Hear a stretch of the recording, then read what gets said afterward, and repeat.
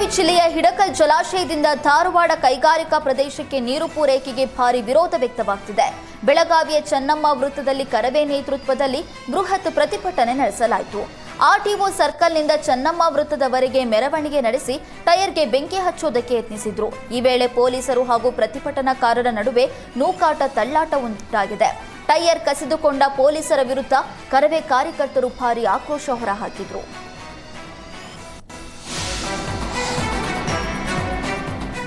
ಹಿರಿಯ ಗೋಂಧಳಿ ಕಲಾವಿದ ವೆಂಕಪ್ಪ ಸುಗೇತಾಕರ್ಗೆ ಪದ್ಮಶ್ರೀ ಪ್ರಶಸ್ತಿ ಲಭಿಸಿದೆ. ಮೊನ್ನೆ ರಾಷ್ಟ್ರಪತಿಗಳಿಂದ ಪ್ರಶಸ್ತಿ ಸ್ವೀಕರಿಸಿ ಮನೆಗೆ ಆಗಮಿಸಿದ ವೆಂಕಪ್ಪ ಸುಗೇತಾಕರ್ಗೆ ತವರಿನಲ್ಲಿ ಅದ್ಧೂರಿ ಸ್ವಾಗತ ಸಿಕ್ಕಿದೆ. ಮನೆ ಮುಂದೆ ಪಟಾಕಿ ಸಿಡಿಸಿ ಸಿಹಿ ತಿನ್ನಿಸಿ ವೆಂಕಪ್ಪ ಸುಗೇತಾಕರ್ ಕುಟುಂಬಸ್ಥರು ಸಂಭ್ರಮಿಸಿದ್ರು. ಕಳೆದ ಹಲವು ವರ್ಷಗಳಿಂದ ಗೋಂಧಳಿ ಪದಗಳ ಮೂಲಕ ಖ್ಯಾತಿ ಗಳಿಸಿರುವಂತಹ ವೆಂಕಪ್ಪ ಪದ್ಮಶ್ರೀ ಪ್ರಶಸ್ತಿ ಲಭಿಸಿದ್ದಕ್ಕೆ ಸಂತಸ ವ್ಯಕ್ತಪಡಿಸಿದ್ರು. ಹಾಸನ ಜಿಲ್ಲೆಯಲ್ಲಿ ಹೃದಯಾಘಾತದಿಂದ 10 ದಿನದಲ್ಲಿ 3 ಹದಿಹರೆಯದವರು ಮೃತಪಟ್ಟಿದ್ದಾರೆ. ಹಾಸನ ಜಿಲ್ಲೆಯಲ್ಲಿ ಯುವಕ ಯುವತಿಯರಲ್ಲಿ ಹಾರ್ಟ್ ಅಟ್ಯಾಕ್ ಪ್ರಕರಣ ಹೆಚ್ಚಾಗ್ತಾ ಇದೆ. ಹಾಸನದ ಕೆಲವತ್ತಿಯ 21 ವರ್ಷದ ಯುವತಿ ಕವನ ಹೃದಯಾಘಾತದಿಂದ ಮೃತಪಟ್ಟಿದ್ದಾಳೆ. ಮನೆಯಿಂದ ನೀರು ತರುವುದಕ್ಕೆ ಹೊರಟಿದ್ದ ಕವನಾಗೆ ಏಕಾಏಕಿ ಎದೆನೋವು ಕಾಣಿಸಿಕೊಂಡು ಮೃತಪಟ್ಟಿದ್ದಾಳೆ. ಮೇ 20ರಂದು ಹೊಳೆ ನರಸೀಪುರದಲ್ಲಿ 19 ವರ್ಷದ ಸಂಧ್ಯಾ ಹಾಗೂ ಅರಕಲಗೂಡು ತಾಲೂಕಿನ ಕಾಡನೂರು ಗ್ರಾಮದ 19 ವರ್ಷದ ಅಭಿಷೇಕ್ ಮೃತಪಟ್ಟಿದ್ರು.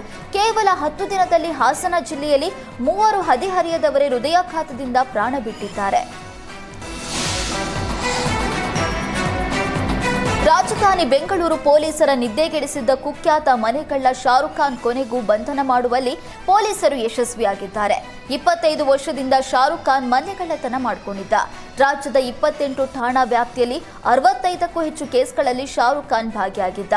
ಪ್ರತಿ ಶನಿವಾರ ರಾತ್ರಿ ಮಾತ್ರ ಕಳ್ಳತನ ಮಾಡೋದು ಶಾರುಖ್ ಖಾನ್ ಕುಖ್ಯಾತಿ. ವಾರಕ್ಕೊಂದು ದಿನ ಕಳ್ಳತನ ಮಾಡಿ ಉಳಿದ 6 ದಿನ ಮೋಜು ಮಸ್ತಿ ಮಾಡ್ತಾ ಇದ್ದ. ಕಳೆದ ವರ್ಷ ಜೈಲಿನಿಂದ ಬಿಡುಗಡೆಯಾಗಿ ಮತ್ತೆ ಮನೆಗಳ್ಳತನ ಮುಂದುವರಿಸಿದ್ದ. ಜ್ಞಾನಭಾರತಿ ಠಾಣೆ ಪೊಲೀಸರು ಕುಖ್ಯಾತ ಕಳ್ಳ ಶಾರುಖ್ ಖಾನ್ ಬಂಧನ ಮಾಡಿದ್ದಾರೆ. ಬಂಧಿತ ಶಾರುಖ್ ಖಾನ್ನಿಂದ 15 ಲಕ್ಷಕ್ಕೂ ಅಧಿಕ ಮೌಲ್ಯದ ಚಿನ್ನಾಭರಣ ವಶಕ್ಕೆ ಪಡೆಯಲಾಗಿದೆ.